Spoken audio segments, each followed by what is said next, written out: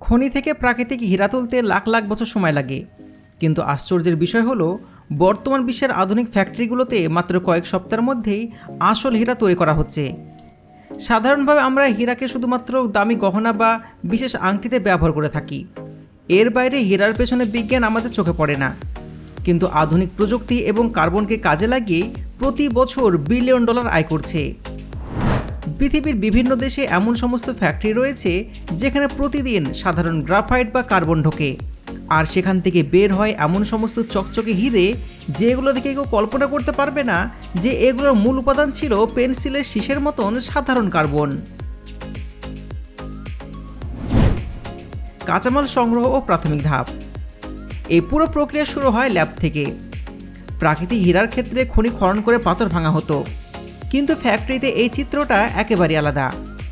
হীরা তৈরির জন্য বৈজ্ঞানিকরা অত্যন্ত উন্নত মানের গ্রাফাইট, বিশুদ্ধ কার্বন এবং একটি ছোট্ট ডায়মন্ড সিড বা হীরার বীজ আলাদা করে রাখেন। অনেক জায়গায় এখন কেমিক্যাল সাপ্লায়ারদের সাথে ফ্যাক্টরির সরাসরি চুক্তি থাকে। কোম্পানির লোকজন এই কাঁচামালগুলো তাদের কাছ থেকে কিনে নেন, এরপর অত্যন্ত সতর্কতার সাথে সেগুলো ফ্যাক্টরিতে পাঠানো হয়। ফ্যাক্টরিতে একটার পর একটা করে হীরার বীজ ও সিড ভালো করে রাসায়নিক দিয়ে ধোয়া হয়। বীজের গায়ে লেগে থাকা ধুলোবালি বা যে কোনো অবিশুদ্ধ কণা পুরোপুরি ধুয়ে ফেলা হয়। ধোয়া শেষ হলে মেশিনের ওপর দিয়ে বীজগুলো ধীরে ধীরে সামনে এগোতে থাকে। এরপর শুরু হয় বাছাইয়ের কাজ। সব রকম বীজ কিন্তু একই রকম হয় না। কিছু বীজ একদম নিখুঁত হয় এবং স্ফটিকের মতন পরিষ্কার, এগুলোকে বলা হয় এ গ্রেড। আবার কিছু বীজে সামান্য দাগ থাকে, এগুলো বি গ্রেড। ফ্যাক্টরির কর্মীর আধুনিক মাইক্রোস্কোপ একসাথে কাজ করে বীজগুলোকে আলাদা লাইনে ভাগ করা হয়। তখনও বাইরে থেকে দেখলে বোঝার উপায় নেই যে এই ছোট্ট বালির কণার মতন বীজগুলো আসলে কতটা মূল্যবান। এই পর্যায়ে বীজ এবং কার্বনগুলো প্রসেসিং মেশিনে চলে যায়। ফ্যাক্টরির একপাশে এগুলোকে একটা বিশেষ ক্যাপসুলে ভরা হয়। এই কাজ সাধারণত ভারী HPHT অর্থাৎ হাই প্রেশার হাই টেম্পারেচার মেশিনতে করা হয়, কারণ এখানে পৃথিবীর ভেতরের মতন প্রচণ্ড চাপ ও তাপের পরিবেশ তৈরি করা হয়। ক্যাপসুল মেশিনে ঢোকানোর পর শুরু হয় আসল পরিবর্তন।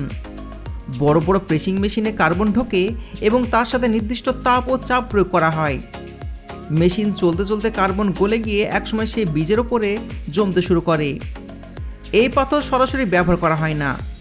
সবপ্রথম এটাকে মেশিনের ভেতরে কয়েক সপ্তাহ ধরে বড় হতে দেওয়া হয়, যাতে কার্বন আরও ঘন হয়, কারণ এই কার্বন দিয়ে তৈরি হয় বিশেষ রাফ ডায়মন্ড বা কাঁচা হীরা। এরপর এই হীরা মেশিন থেকে বের করা হয়। এই প্রচণ্ড চাপের কারণে কার্বনের অণুগুলো একে অপরের সাথে শক্তভাবে আটকে যায়। এইভাবে তৈরি হয় ল্যাব গ্রোন হীরা। তখনও কিন্তু এগুলো খসখস অবস্থায় থাকে, খুব চকচকেও না, আবার সাধারণ পাথরও না। তাই পরের ধাপে এগুলোকে পাঠানো হয় ক্লিনিং চেম্বারে। সেখানে রাসায়নিকের সাহায্যে হীরাগুলোকে পরিষ্কার করা হয়। এখন প্রশ্ন আসে, এই কাঁচা হীরা দিয়ে আসলে কি করা হয়? এই রাফ ডায়মন্ড মূলত কাঁচামাল হিসাবে ব্যবহার করা হয়। অনেক ইন্ডাস্ট্রিতে এই হীরা ড্রিলিং বা কাটিং মেশিন বানানোর কাজে লাগে। তখন আর চকচকে করা দরকার হয় না। তবে এই হীরা দিয়ে বিভিন্ন কসমেটিক নয়, বরং জুয়েলারি শিল্পে সবচেয়ে বেশি ব্যবহার করা হয়। ফ্যাক্টরির অন্যদিকে বাছাই করা কাঁচা হীরা নির্দিষ্ট শেপে বা সাইজে কাটা হয়। বড় লেজার মেশিন দিয়ে হীরাগুলোকে একদম মাপে মাপে কেটে নেওয়া হয়।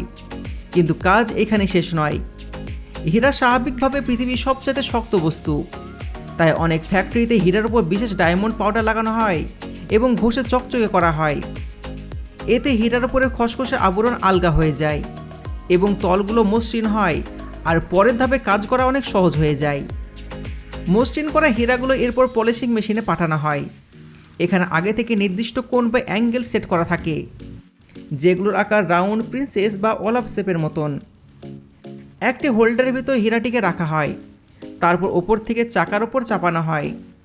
এই সময় মেশিনের সাথে প্রচণ্ড গতিতে আর ঘর্ষণ প্রয়োগ করা হয়। এই ঘর্ষণে হীরার প্রাকৃতিক ফাইবারগুলোতে আলো প্রতিফলিত হওয়ার মতো নিখুঁত তল তৈরি হয়। হীরা তখন স্বাভাবিক ঘোলাটে অবস্থা ছেড়ে ধীরে ধীরে চকচকে রত্নের আকার নিতে শুরু করে। কয়েক ঘন্টা বা দিনের মধ্যে একটা কাঁচা পাথর ঝলমলে হীরায় পরিণত হয়ে যায়। এরপরে কোয়ালিটি চেকিং টিম প্রতিটি হীরা মাইক্রোস্কোপে হাতে নিয়ে পরীক্ষা করে। কোথাও ভাঙন আছে কিনা, ভেতরে কালো দাগ আছে কিনা, কাটিং ঠিকঠাক হয়েছে কিনা, সমস্ত কিছু দেখা হয়।